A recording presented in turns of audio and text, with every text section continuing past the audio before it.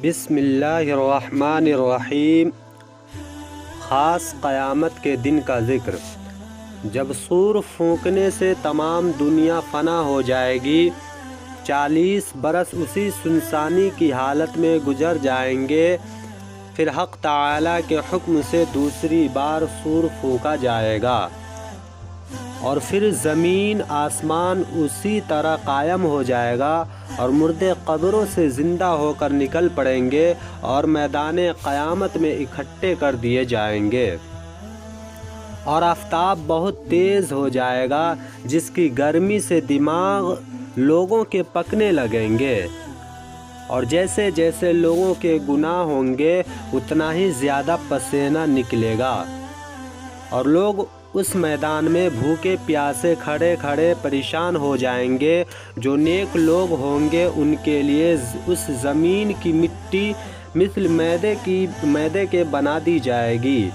اس کو کھا کر بھوک کا علاج کریں گے، اور پیاس بجھانے کو حوض کوثر پر جائیں گے۔ پھر جب میدان قیامت میں کھڑے کھڑے دق ہو جائیں گے، اس وقت سب مل کر اول حضرت آدم علیہ السلام کے پاس، پھر اور نبیوں کے پاس اس بات کی سفارش کرانے کے لیے جائیں گے کہ ہمارا حساب و کتاب اور کچھ فیصلہ جلدی ہو جائے۔ سب پیغمبر کچھ عذر کریں گے اور سفارش کا وعدہ نہ کریں گے۔ سب کے بعد ہمارے پیغمبر صلی اللہ علیہ وسلم کی خدمت میں حاضر ہو کر وہی درخواست کریں گے، آپ حق تعالیٰ کے حکم سے قبول فرما کر مقام محمود میں، کہ ایک مقام کا نام ہے، تشریف لے جا کر شفاعت فرمائیں گے۔ حق تعالیٰ کا ارشاد ہوگا کہ ہم نے سفارش قبول کی، اب ہم زمین پر اپنی تجلی فرما کر حساب کتاب کیے دیتے ہیں۔ اول آسمان سے فرشتے بہت کثرت سے اترنا شروع ہوں گے اور تمام آدمیوں کو ہر طرف سے گھیر لیں گے۔ پھر حق تعالیٰ کا عرش اترے گا، اس پر حق تعالیٰ کی تجلی ہوگی، اور حساب کتاب شروع ہو جائے گا، اور اعمال نامے اڑائے جائیں گے، ایمان والوں کے داہنے ہاتھ میں اور بے ایمانوں کے بائیں ہاتھ میں، وہ خود بخود آ جائیں گے، اور اعمال تولنے کی ترازو کھڑی کی جائے گی، جس سے سب کی نیکیاں اور بدیاں معلوم ہو جائیں گی، اور پل صراط پر چلنے کا حکم ہوگا، جس کی نیکیاں تول میں زیادہ ہوں گی وہ پل سے پار ہو کر بہشت میں جا پہنچیں گے، اور جس کے گناہ زیادہ ہوں گے اگر خدائے تعالیٰ نے معاف نہ کر دیے ہوں گے وہ دوزخ میں گر جائے گا، اور جس کی نیکیاں اور گناہ برابر ہوں گے،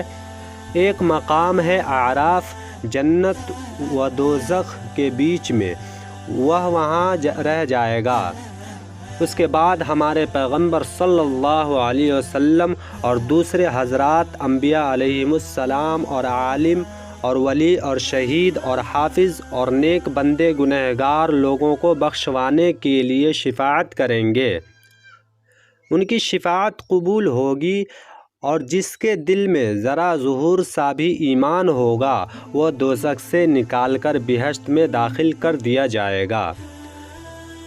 اسی طرح جو لوگ اعراف میں ہوں گے وہ بھی آخر کو جنت میں داخل کر دیے جائیں گے، اور جب دوزخ میں خالی وہی لوگ رہ جائیں گے جو بالکل کافر اور مشرک ہیں، اور ایسے لوگوں کو کبھی دوزخ سے نکلنا نصیب نہ ہوگا۔ جب سب جنتی اور دوزخی اپنے اپنے ٹھکانہ ہو جائیں گے، اس وقت اللہ تعالیٰ دوزخ اور جنت کے بیچ میں موت کو ایک مینڈھے کی صورت پر ظاہر کر کے سب جنتیوں اور دوزخیوں کو دکھلا کر اس کو ذبح کرا دیں گے، اور فرمائیں گے اب نہ جنتیوں کو موت آئے گی نہ دوزخیوں کو آئے گی، سب کو اپنے اپنے ٹھکانے پر ہمیشہ کے لیے رہنا ہوگا۔ اس وقت نہ جنتیوں کی خوشی کی کوئی حد ہوگی اور نہ دوزخیوں کے صدمے اور رنج کی کوئی انتہا ہوگی۔ ایسے واقعات سننے کے لیے ہمارے چینل کو سبسکرائب کریں اور بیل آئیکن کے گھنٹی کو بھی دبائیں تاکہ ہماری ویڈیو سب سے پہلے آپ دیکھ سکیں۔ شکریہ۔